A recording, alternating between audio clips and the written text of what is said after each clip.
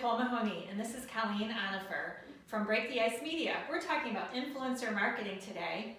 And Colleen, I know when you're bringing influencers into a destination, there's a lot that goes into building the itinerary and setting up expectations for your partners. So can we start by digging into how do we set our expectations when working with stakeholders and bringing in influencers? Yep, there are a couple things that you can do to get your partners on board with hosting. Start by explaining what the benefit is, what will they get out of it. When an influencer comes, they post about all the stops that they're visiting. They share photos, they share information, and that spreads the word about your partners to their audience, growing their exposure and awareness. And some of the audience members will even put that destination then on their own bucket list. Next, you want to explain what do your partners need to do to host. So talk through what the influencer is expecting.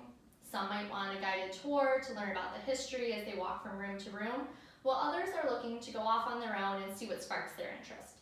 Depending on what the influencer is looking for, your partner might need to bring on additional staff for the day, open earlier, or prepare a special dish or cocktail. So you want them to think through what those shots are and how they can prepare.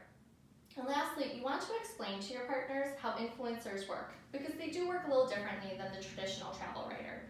They will want some time to take photos, find that right angle, the right lighting, maybe even do some editing of their photos and posting right on the spot. So they might need more time to do that than a traditional writer.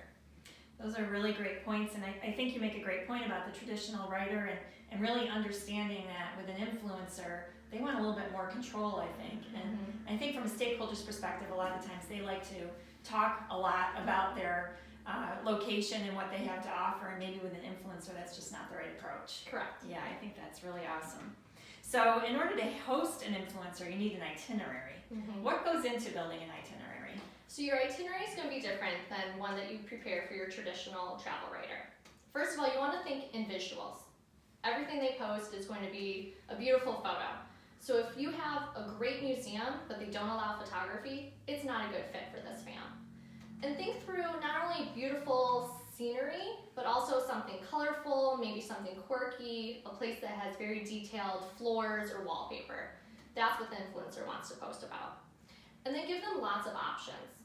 An influencer will post what they're interested in, what aligns with their personality. So find things that they like to do.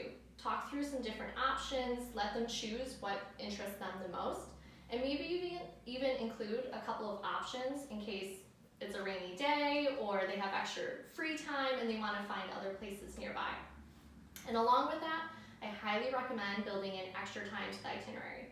They can easily spend additional time at a place finding more photo angles. They might get sidetracked on their way to their next location with a cute pumpkin patch on the side of the road.